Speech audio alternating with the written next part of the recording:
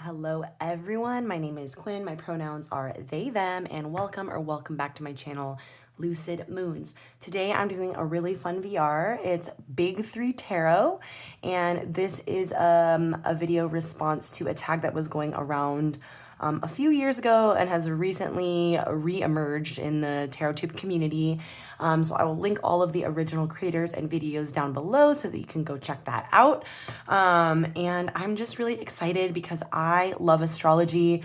I do not claim to be an astrology expert, but I do really love learning about astrology, talking to people about their astrological placements, etc., etc. And I'm really excited to do this video. So without further ado, let's jump right in. All right, so we are gonna start with my rising sign. And the rising sign tends to be kind of like the mask that you present to the world. It's kind of how people perceive you, or possibly how you want people to perceive you.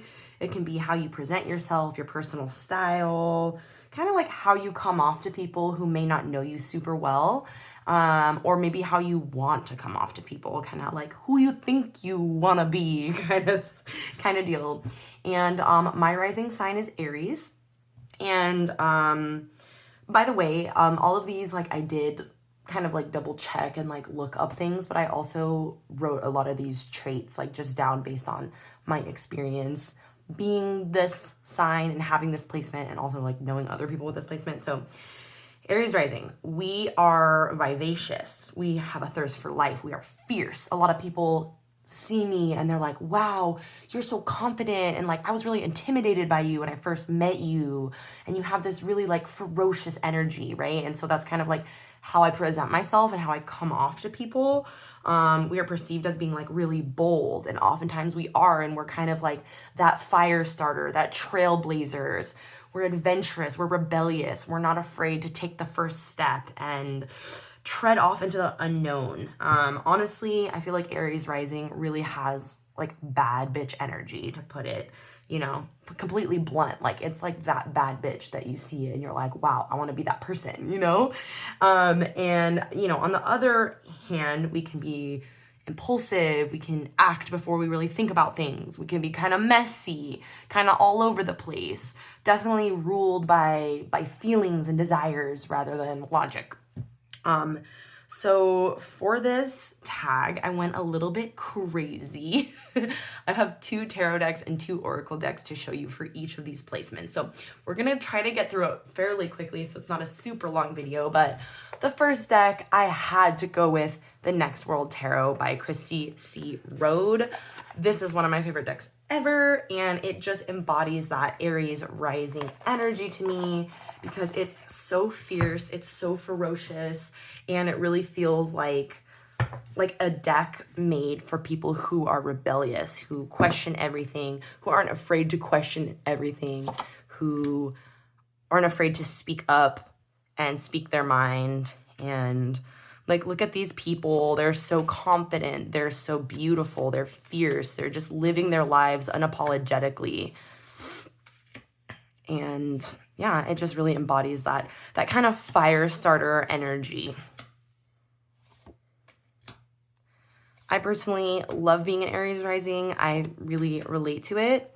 And it really describes my experience really well, because I think I try to project this image of being super confident and super adventurous and kind of fierce, and people definitely tend to perceive me that way, and that is part of who I am. But like at the same time, it's kind of is just it's more of my external self, and when you really get to know me, I'm not as confident as you might think, and I'm not as fierce or brave as people might think, or as I might portray myself. So that's the first one. The next one is the Shrine of the Black Medusa Tarot. This is another one that is just so cool. This was made by a queer, Black, I believe non-binary artist. It's a collage deck. And this deck just like, there's landscapes in here. It's a really kind of maximal collage. It's all over the place. It's in your face. It's bold. It's bright. It's defiant. It's joyful. And it's loud as fuck. And I love this deck.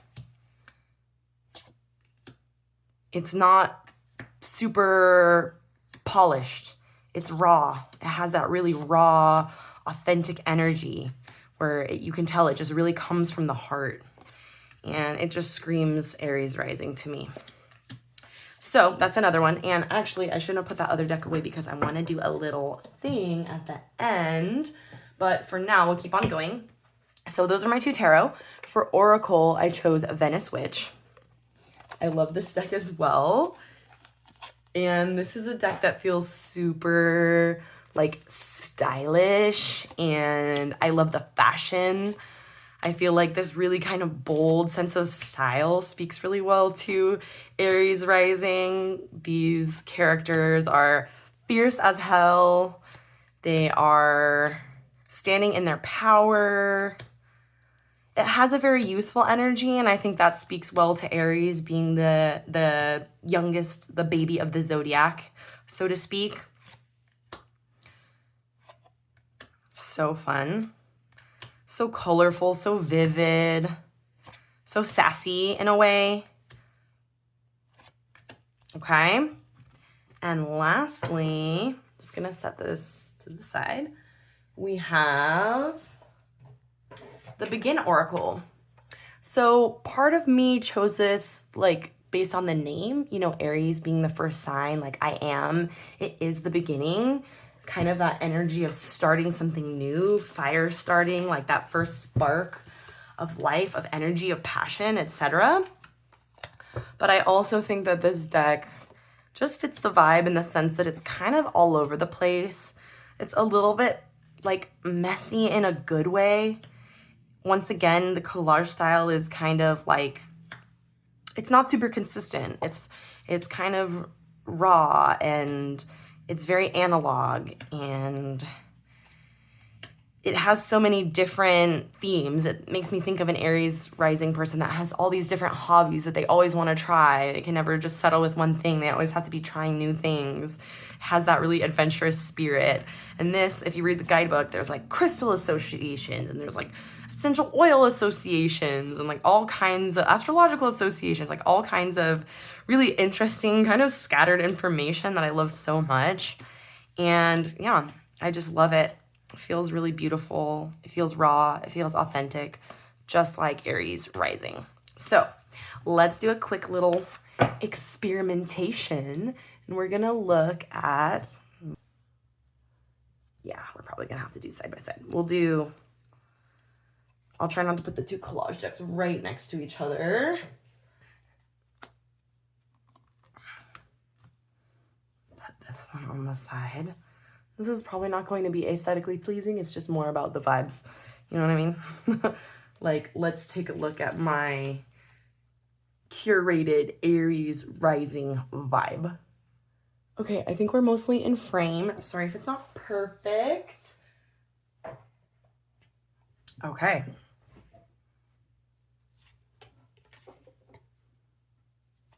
Oh, shit. I just dropped one.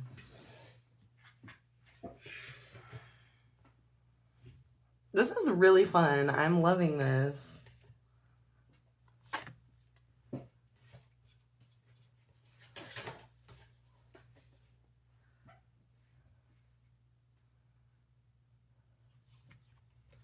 I feel like actually these 2 decks would pair perfectly together, and I've never tried that pair. And the other ones, not so much, but it is giving me, it's giving Aries rising. You know what I mean?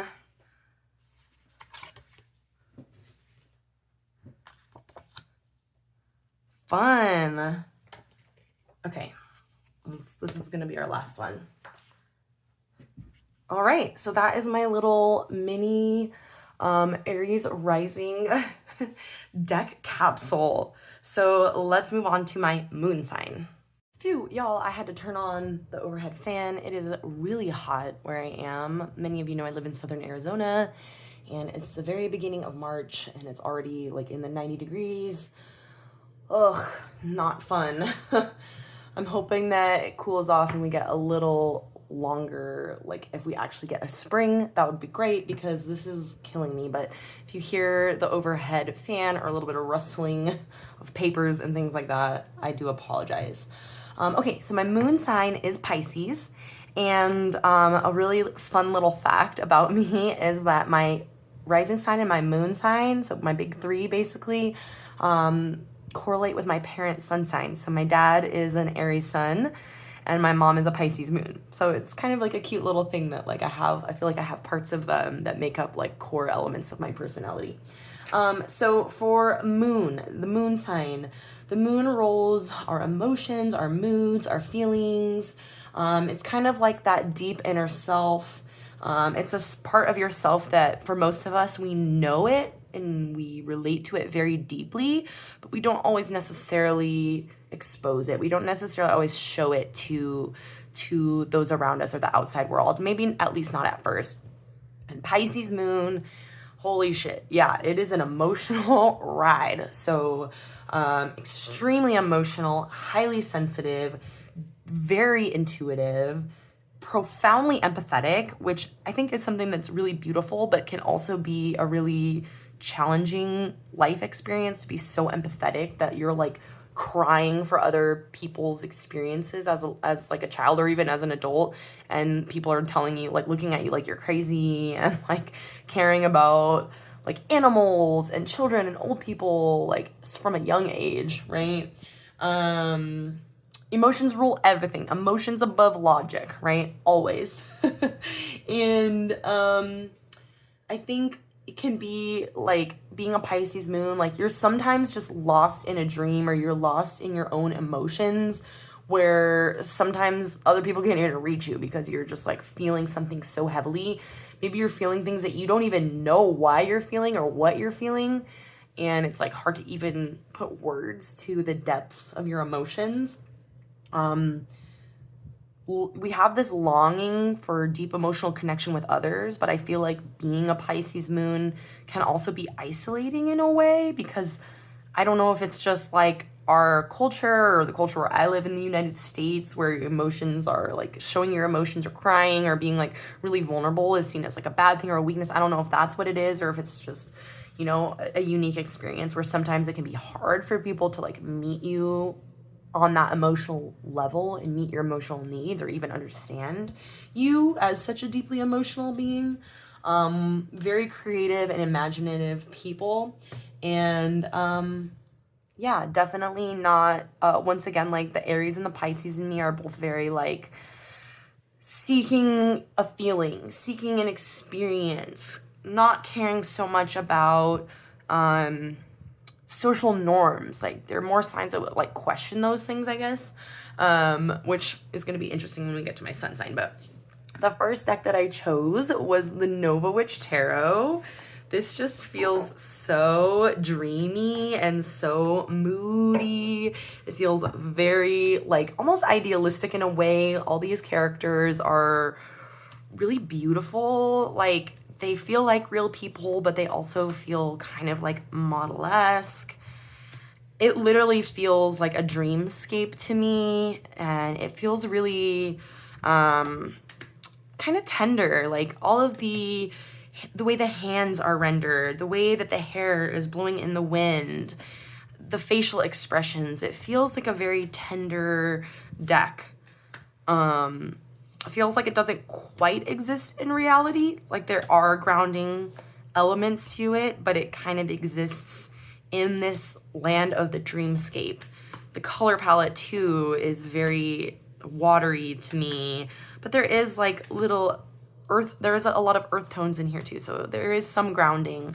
But I think this is an absolutely gorgeous deck. I am obsessed with the artwork in this deck. Very, very beautiful. Like, look at that. Very Pisces moon to me. Okay, we'll set that one aside for now. The next tarot that I chose is, I keep it in this beautiful bag by the Bee and the Snake. This is the Mystical Dream Tarot. I mean, I think this one speaks for itself, honestly. Mystical Dream Tarot. Like, It's so dreamy. It's so surreal. It's ethereal. This deck completely goes off the rails. Like, it is not super based in RWS or really any other system. It's completely its own thing, but it's so deep and it's so profound. And once again, the color palette is very watery. It's set in a dreamscape land. It feels very emotional once again. And it's just so beautiful. It's such a beautiful deck. Even the art style feels very flowy. And this artwork makes me feel things. Like it incites an emotional reaction within me. It's very beautiful. Look at this, it's gorgeous. But like, yeah, Three of Cups, hello. Doesn't look like your traditional Three of Cups. So that's my other tarot pick for Pisces moon. For Oracle decks, part of me wanted to do these blue bones because that definitely feels on brand for Pisces moon, but I've been showing that one a lot, so I wanted to show a couple other ones. Tearwater Oracle. Once again, the name definitely correlates. Here are the backs. But this deck is just so sweet. Like, this is a deck that I would definitely go to if I was having kind of like a tough emotional time and I needed a message that was constructive but also comforting. And the color palette, once again, fits the vibe. It feels very watery. As far as I know, there's not a guidebook for this deck. I don't have it if there is one. And I don't think there's one online. I could be wrong about that. But once again, it's very much up to your own intuition to kind of figure out what these cards are saying. And they're very, you know, the keywords are very expansive and very easy to interpret, but it's definitely one that asks you to use your own intuition. And it's just so beautiful. Like, it feels so dreamy once again. There's some of these cards that are like reversible on the art side, on the front side, which is cool. Dream Space. Yeah, so beautiful. One of my faves. Set that one aside. And lastly, I went with the Broadbent Sisters clearing cards. I keep it in this bag, but it's also in a box that doesn't really like stay closed. So that's why I keep it in a bag. This is another really cool deck that is pretty underrated in my opinion. These are the backs. This deck feels very, very like it ignites my intuition. It's very interesting. It's very deep, very profound. It's also very witchy, which I feel like Pisces moon has that like really intuitive kind of witchy vibe, like high priestess energy. This deck definitely gives high priestess energy. And it's just a mood, like it's a moody vibe. And I love a moody kind of angsty deck, as I've mentioned before. Just listen to some of these keywords or these titles, like the abyss, smooth stone in the palm, quiet shade. Like, it's so interesting. This deck was created by two sisters, and you can tell there's two slightly different art styles, but they're still very cohesive in my opinion. The image you seek is now here. Yeah, this makes my little Pisces moon heart extremely happy. It speaks to me. It speaks to me on a soul level. So let's look at them all. Let's take a gander. Let's look at my curated Pisces moon vibe. Okay. This one.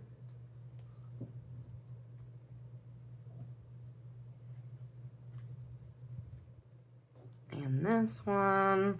Yeah, this one is going to be a lot more cohesive. I think, like, this could actually be a real capsule. Like, you know, pairs, like, for sure. Like, look at this. It looks great. I mean, let's see. But I have a feeling Yeah, these are really cool together.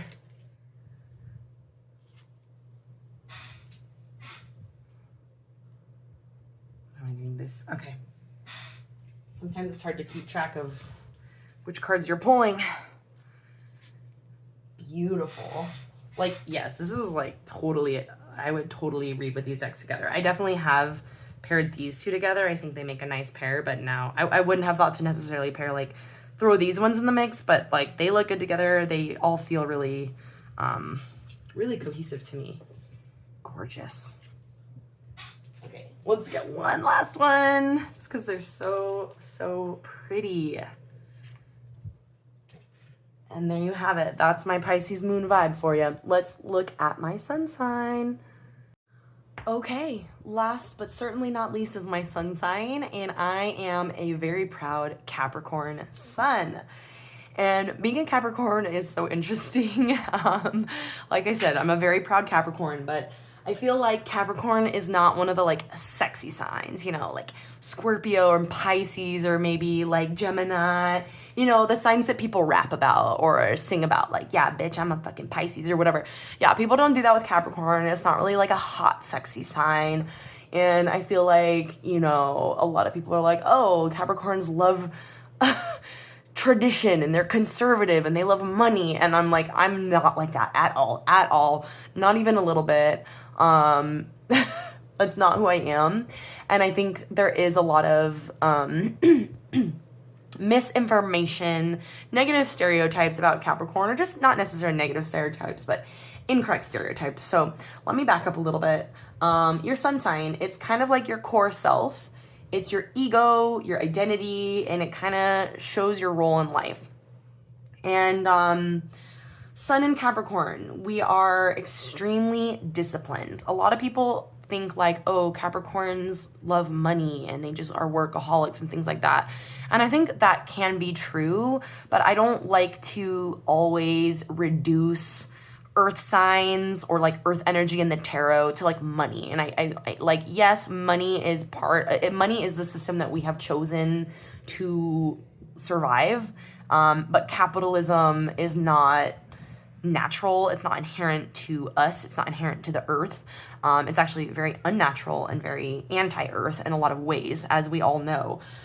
So that's why I don't really like that correlation, because yes, we do need money in our current system to survive in this earth. But like for me, astrology and tarot, these are like very deep spiritual concepts, and they do affect our everyday lives in the mundane. But like if we're just like, oh, like earth is like money, that's completely simplifying it and reducing it to something that is not inherent to us as human beings and to our journeys on this earth. Or it doesn't have to be, and it probably shouldn't be, right? But I think oftentimes Capricorns do show up in that way because we are so goal-oriented and we are so disciplined that we understand that we need to participate in this system in order to have comfort, in order to have, you know, the lives that we want, in order to be able to afford the experiences that we want, etc. But that doesn't mean that all Capricorns just care about money and that's like an inherent trait to our soul or something like that. It's more about us being very, very goal and success oriented. And that's going to look different for a lot of different people. For me, yeah, like my career is important so that I have money to pay my bills and live like a comfortable life, because that's important to me to have like a decent home and to be able to like travel and things like that. But like, I feel like my Capricorn really shows up in my discipline, in the activities that I do. Like I'm a pole dancer, I'm an aerialist, I'm a teacher of all of those things, I'm a performer, and I'm extremely hardworking at all of those things. I was also very hardworking in school. I love to learn and I love to work towards a goal. But like, I wouldn't say that my career is my ultimate identity or like what I care most about in my life. It's not. It's something that's important to me because it's a means to an end, if that makes sense. And I think something that people miss about Capricorns a lot is we are very visionary beings. We are the sea goat. So we start at the bottom of the ocean and we are going to make our way. We have the vision to where we want to go. We are going to make our way to the very top of the mountain, slow and steady, and nothing is going to stop us. Absolutely nothing is going to get in our way. And it doesn't matter how long it takes us. We are going to fucking trudge along like piece by piece to get there, you know, and we have that vision that's guiding us the whole way. And a lot of people forget that. It's kind of like, I feel like I've heard this before, the Capricorns are kind of like wizards, right? They are these beings of self-actualization. Like we are the sign on this journey of self-actualization. Like we are trying to become the ultimate best version of ourselves that we possibly can be. And, you know, another thing, my partner is also a Capricorn sun, by the way, and we're very different types of Capricorn. She is more responsible in terms of like, let's be safe, and she really values like security and structure and all of these things, where I'm a little bit more of a wild Capricorn. Like I like to go out, I like to like go to parties and like have fun, and I'm part of that is possibly my moon and my rising sign coming into play, like kind of this tension between the Pisces and the Aries that just want to have all these like crazy fun experiences, and the Capricorn that is like feeling this very, very strong sense of responsibility, right? But I'm definitely a Capricorn in the sense of like I'm very like I get shit done. Like if you want someone on your team who's gonna like get the shit done, who's gonna be practical as fuck and is gonna be like, oh, that's a nice idea, but how are we gonna implement that? Like put me on your team, like I will get it done. And like I'm not one to procrastinate. I'm like, okay, let's call this person, let's get it taken care of, let's figure it out, let's get it over with. Like I'm the least procrastinator ever. Another thing about Capricorns is we are very discerning. Some might call us judgmental, okay? And maybe they're right, but we are very discerning about people. Like me and my partner see someone and we're like, I don't know about that person. Everyone else like is loving them. Like I see right through that shit. And I'm like, no, not about it. I'm not gonna, you know, play these little games and try to like have everyone like me. No, we don't care about that shit. We like see to the point, and like we are not going to fuck around with people that we don't feel are good people or don't meet our standards. And that's part of it, is Capricorns have very high standards. Like we hold others to very high standards, and we also hold ourselves to very high standards, to a point where we can be extremely hard on ourselves, extremely perfectionistic to a fault. Absolutely. Yeah, I think that's all I was gonna say. Oh, the last thing I was gonna say is like sometimes people say Capricorns are emotionally cold, and that's not my experience at all, because, well, I'm a Pisces moon, so I'm a huge crybaby. I'll like cry right in front of you like any given moment. But other Capricorns that I know who have different placements, they are actually very deeply emotional people. They just don't always share it on the surface because they're holding themselves to those really high standards. They oftentimes will try to kind of keep their emotions under control, because control is important for Capricorns. Controlling yourself, having power over yourself and your life, that's kind of core to who we are. So, you know, I like to think of Capricorn kind of as the water of earth. It is the sea goat, right? So we do have that emotional depth, but we also have the ability to maintain composure when we need to, if that makes sense. Sometimes I can go too extreme and be a bad thing, just like with all of the signs. Okay, I'm gonna get off of my Capricorn soapbox and I'm gonna show you the decks I chose. And actually it's kind of funny because these were the hardest ones for me to choose. I do not know why they were the hardest ones for me to choose. I think because I am so passionate about being a Capricorn, it would be really easy to just be like, oh, here's the RWS, like it's traditional or whatever. And I'm like, no, I need to choose something good that really reflects like the true essence of Capricorn. So I'm like holding myself to a really high standard and choosing these decks, but it was like really hard to decide. But I have my reasons, and you might disagree with me if you're a hater, but the first one I'm gonna go with is the Children of Litha Tarot. Okay, where do I begin with this one? These are the backs. This deck is very earthy. It's very connected to the earth. It's also visionary because there's elements of fantasy here. There's mythical creatures, okay? This is kind of a mythical world, right? It's a dream world in a way, but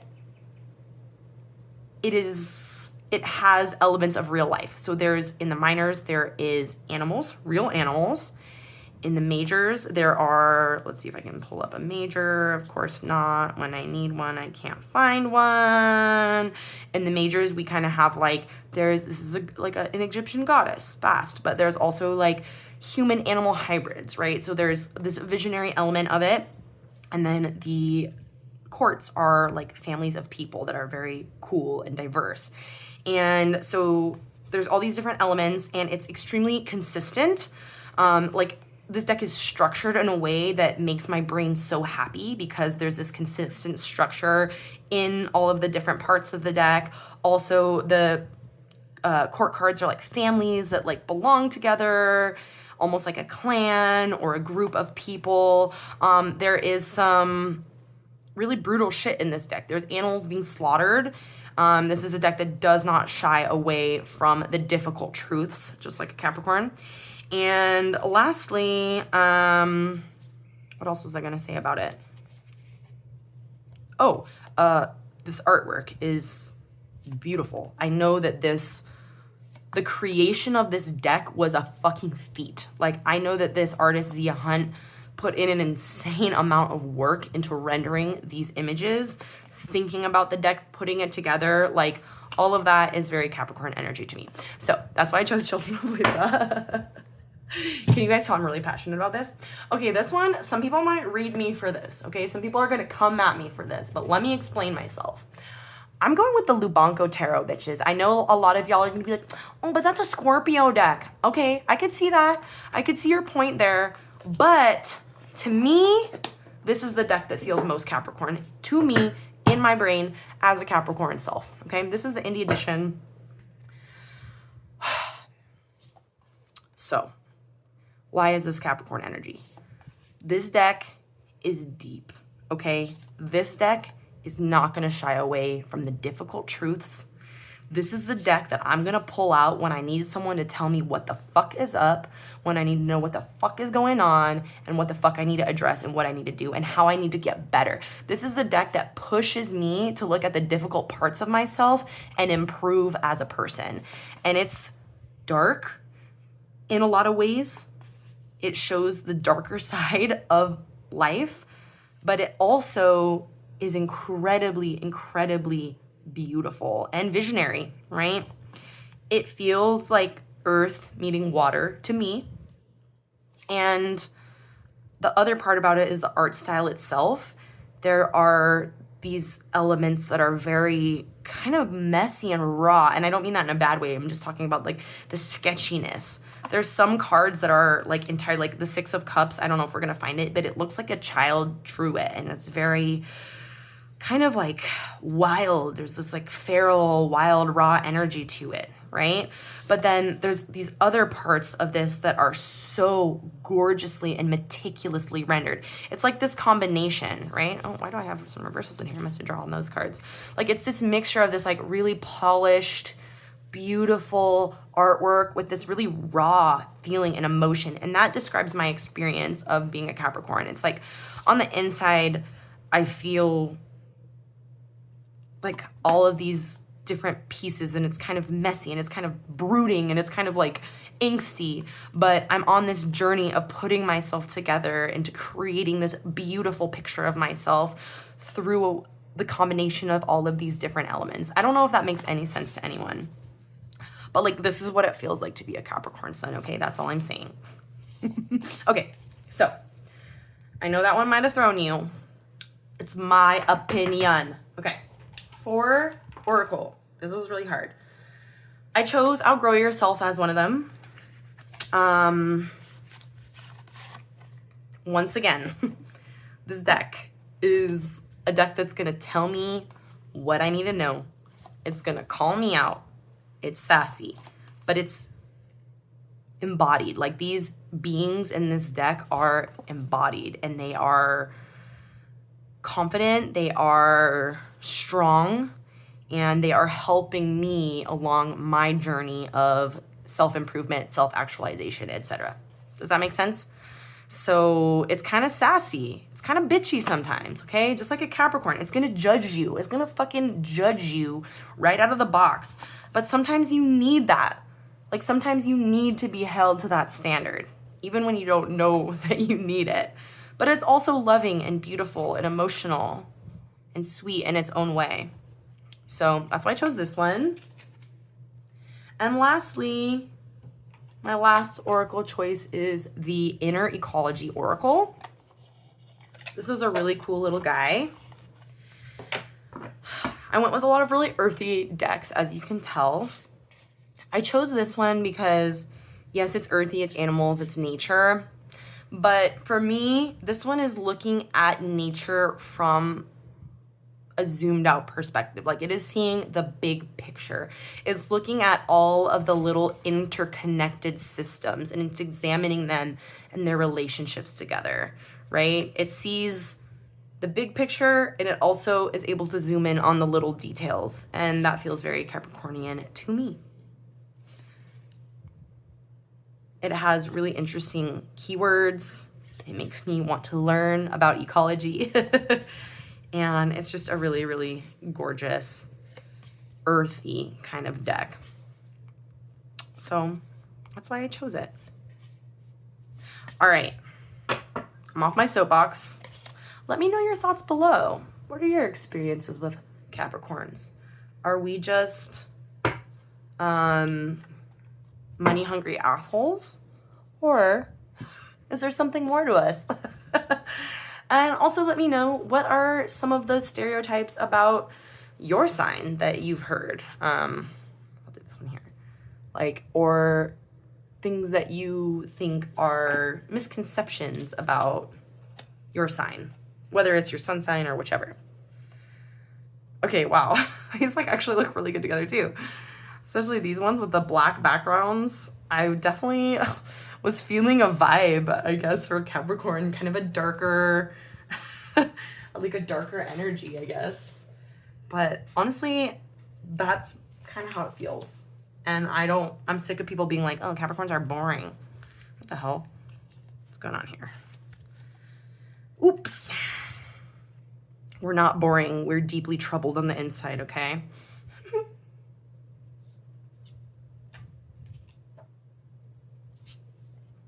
Actually, these look really cool. Let me move this one. Like, maybe we'll get more of a sense of it.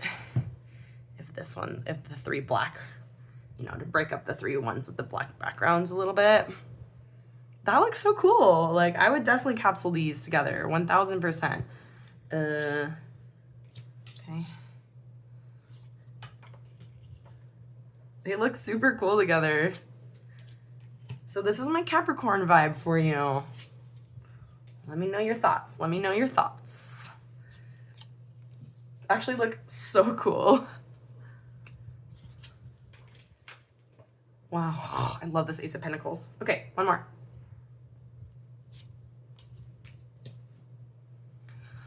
Okay, y'all. That's it for me. That was my big three. Aries rising, Pisces moon, Capricorn sun. Honestly, it's crazy because I feel like it totally describes my experience as a human being. Like, especially those top three placements, they really, really do accurately describe me. Sometimes I really am like, God damn, like, this shit is accurate. And me and my partner, we like to guess other people's signs, and we're pretty fucking accurate with that.